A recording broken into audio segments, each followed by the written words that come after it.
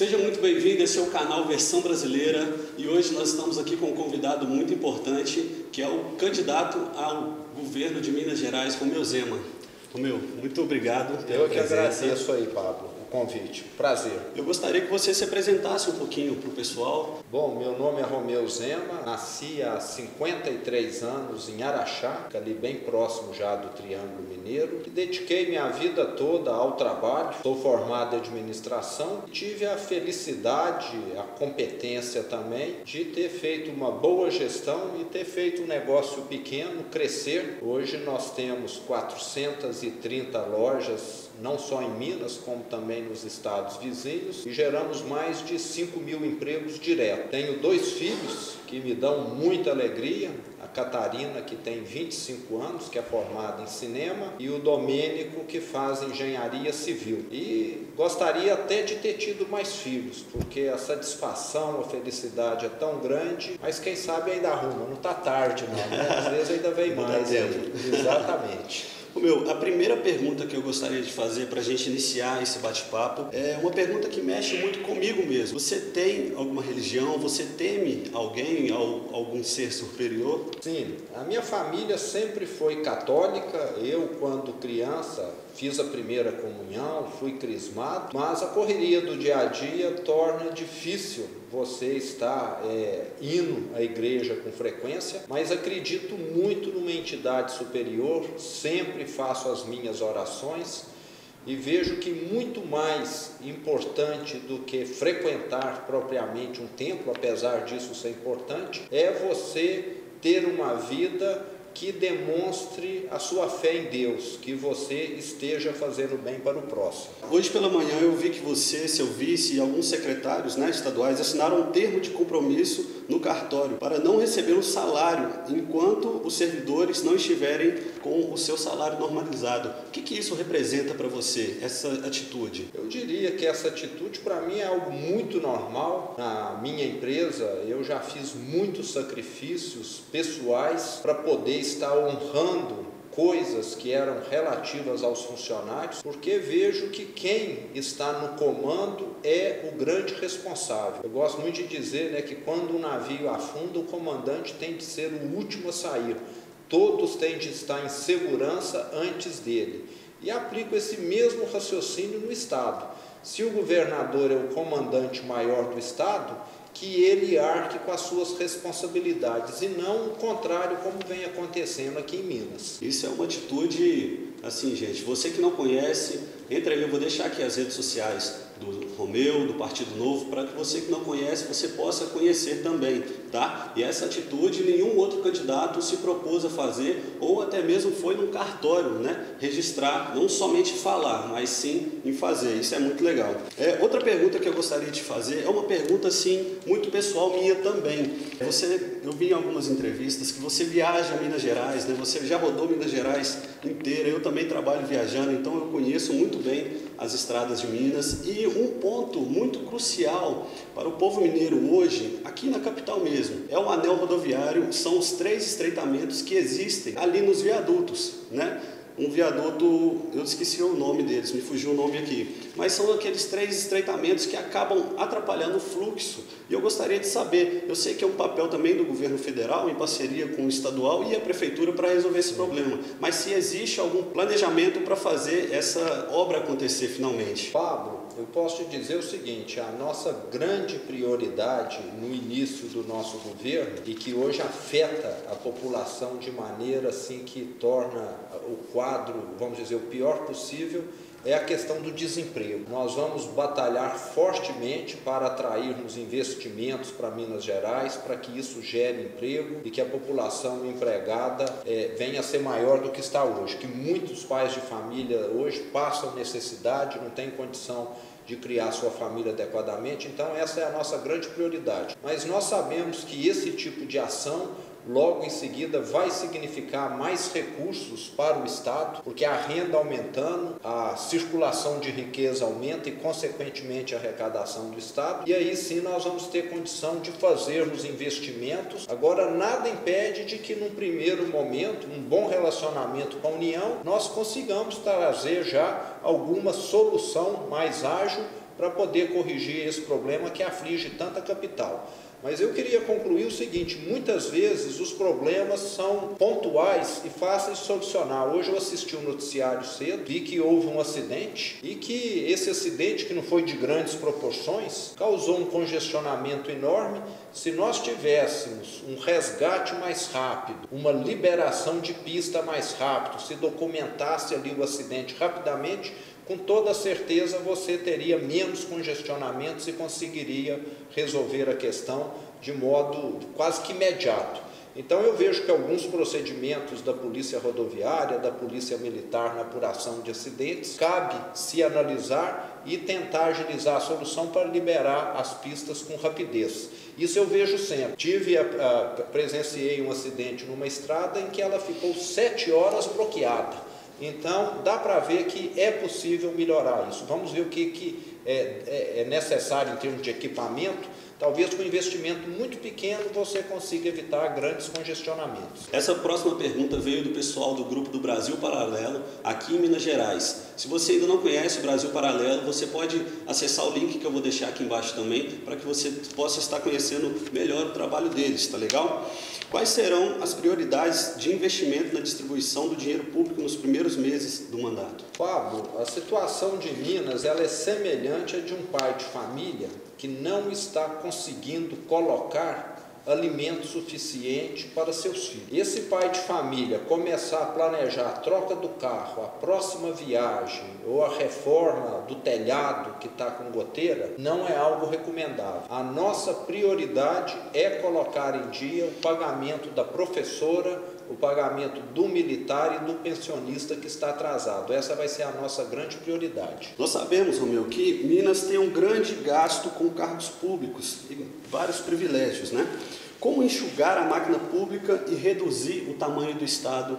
Nós sabemos que o atual governo, como nunca antes aconteceu em Minas Gerais, criou uma quantidade gigantesca de cargos para poder colocar pessoas do seu partido, de outros estados inclusive, e com isso ter, não sei se apoio ou algum tipo de favorecimento. E isso nós vamos cortar de imediato, porque Minas Gerais, diria, não é nem um cabide de emprego, é um guarda-roupa de empregos. Esse corte profundo que nós vamos fazer nas despesas com pessoal, principalmente esses que ficam em assessoria, que foram contratados pelo governador, vai significar uma grande ajuda, mas não vai ser suficiente para reduzir o déficit público na magnitude que é necessário. E nós vamos conseguir o resto via aumento de receita, mas não aumento de impostos. Como eu falei, nós vamos trazer empresas, vamos trazer investimentos para Minas e dinamizar a economia do Estado e também parar de atrapalhar quem está produzindo aqui. Eu gosto muito de citar, por onde eu tenho passado em Minas Gerais, a coisa que eu mais escuto é: o Estado atrapalha quem produz. É o pequeno produtor de queijo,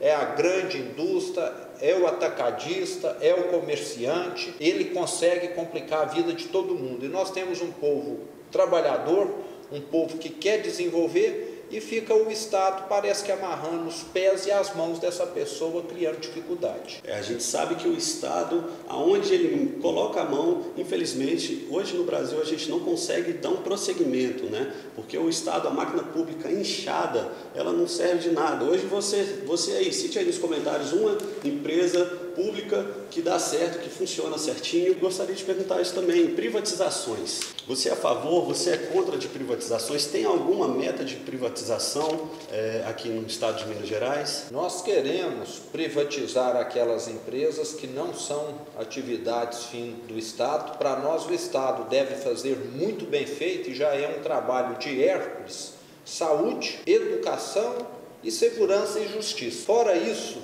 não é obrigação do Estado, e ele não deveria perder o foco gerenciando empresa de distribuição de energia elétrica, gerenciando empresa de água, gerenciando estações hidrominerais, empresa de gás natural e por aí vai. Então queremos fazer um processo totalmente transparente e também um processo que beneficie o consumidor. Se for para cobrar mais caro do consumidor, não queremos não. Se possível, que a CEMIG seja privatizada em 2 ou em 3 e que haja concorrência entre elas. aí o consumidor vai falar, não, eu quero aquela empresa ali, não a outra, porque aqui está mais barato. Então o que nós queremos é aumentar a competição. Eu gostaria de saber, você se eleito, como se portaria em relação ao projeto Escola Sem Partido, que visa a pluralização, né, das ideias dentro da sala de aula. Se você é a favor, se você é contra esse projeto, você já ouviu falar sobre ele? Sim, eu sou totalmente favorável ao projeto. Na minha opinião, as escolas deixaram de ensinar o que é importante, que é português e matemática. Os alunos aqui de Minas Gerais estão sendo avaliados com 3,5 numa escala de 0 a 10 no índice do IDEB, e queremos melhorar isso. E não é falando de ideologia política que nós vamos melhorar os alunos, não, ensinando matemática e português. E acho que isso a pessoa vai ver mais tarde na vida, quando ela começar a se interessar, for votar, e que é problema dela, com ela própria, com os amigos e com a família, e não com o professor. Professor de escola é para ensinar matéria que vai ser útil para a pessoa profissionalmente e pessoalmente, e não essas questões que, na minha opinião, são totalmente incabíveis. Mais uma perguntinha aqui do pessoal do grupo lá do Brasil Paralelo. Seu vice Paulo Brant, ele foi cotado até mesmo para ser candidato a prefeito de Belo Horizonte na eleição passada, né, pelo Partido Socialista Brasileiro, ao qual ele era filiado anteriormente ao Novo, né? Nós sabemos que o liberalismo econômico e o socialismo são totalmente antagônicos. O que você tem a dizer sobre essa mudança repentina de lado do seu vice e o que ele agrega para a sua campanha? Infelizmente, aqui no Brasil, as siglas dos partidos representam muito pouco. Eu falo que aqui os partidos são partidos camaleões. De acordo com a conveniência, eles mudam de cor, mudam de tamanho, mudam de cheiro, mudam de formato. O único partido que tem uma proposta realmente firme e não vai mudar, faça sol ou faça chuva, são poucos. São pouquíssimos os partidos que têm essa postura, a grande maioria é. E o Paulo, da mesma forma que eu,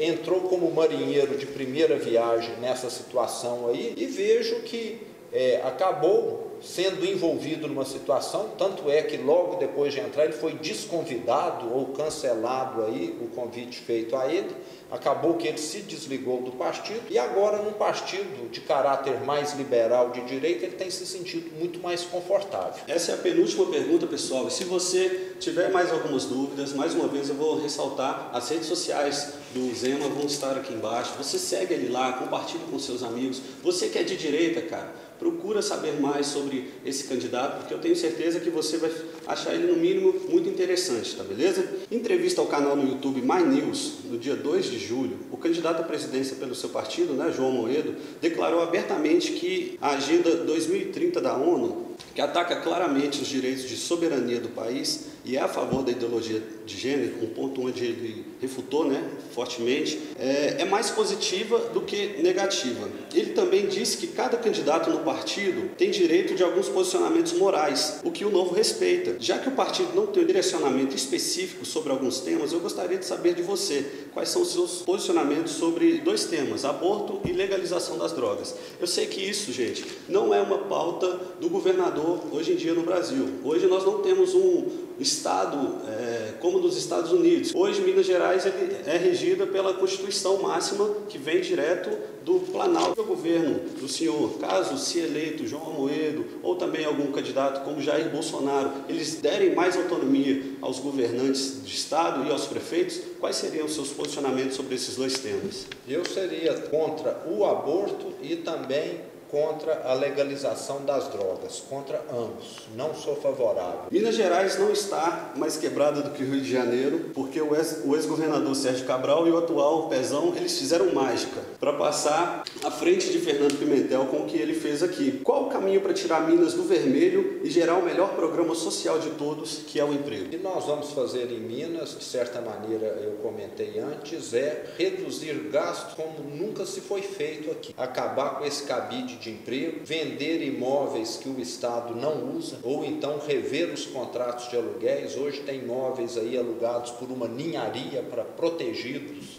de políticos. Então há muita ineficiência, muito desperdício na máquina do Estado. Isso tudo vai ser revisto rapidamente para nós termos uma economia substancial. E junto com isso e simultaneamente, nós vamos atrair investimentos para Minas, porque é criando empregos que nós vamos resgatar a dignidade de milhões de pais de família que hoje vivem numa situação muito precária. E quero também que o Estado pare de atrapalhar quem produz. Minas Gerais hoje tem a legislação do ICMS mais complexa do Brasil. Se Minas tem 1000 páginas, os outros estados, em termos dessa legislação, têm 500, 600 páginas. Então, Minas é o estado que mais complica a vida de quem trabalha. E temos também, sou muito favorável à preservação do meio ambiente, mas não de considerar qualquer pessoa que queira investir um bandido ambiental a priori. E o estado de Minas trata as pessoas que querem investir como um bandido ambiental. Nós temos de sermos inteligentes. Se alguém, para poder fazer um empreendimento, precisa cortar uma árvore de piqui e está propondo em contrapartida plantar 10 ali perto, que seja feito. Hoje o Estado não possibilita essa compensação, nem que seja 10 vezes mais. Então isso é tolher investimento, isso é dificultar a vida de quem trabalha, e muitas vezes empresas que contratam determinado despachante conseguem esse tipo de coisa, o que é muito estranho. Então parece que se cria dificuldades para se vender facilidades, e nós vamos acabar com isso. Temos de facilitar a vida de quem trabalha e também de preservar o meio ambiente. Romeu, eu gostaria de te agradecer pela entrevista que você deu aqui para o nosso canal. Você que estava em dúvida, né? Agora pode conhecer um pouquinho mais da vida do Romeu Zema, candidato ao governo de Minas Gerais. Hoje ele está em terceiro lugar na corrida eleitoral. Então, você que anteriormente tinha alguma ressalva, você que tinha um pé atrás, enfim, por diversos motivos, você agora pode conhecer melhor. É um cara super legal, muito gente boa, teve a humildade de atender a gente aqui, e espero que você, sinceramente, esteja na corrida no segundo turno, e chegando lá, pode ter certeza que nós vamos estar juntos, beleza? Beleza, muito obrigado. Paulo. Eu é que agradeço aí a oportunidade e peço para o pessoal aí me conhecer melhor pelas redes sociais. Estou presente lá no Facebook, no Instagram, e entre lá para conhecer melhor Romeu Zema. E não esqueça, dia 7 de outubro, número 30. Número 30, dia 7 de outubro, Romeu Zema. Muito obrigado por você que nos acompanhou até aqui. Fique com Deus e até a próxima.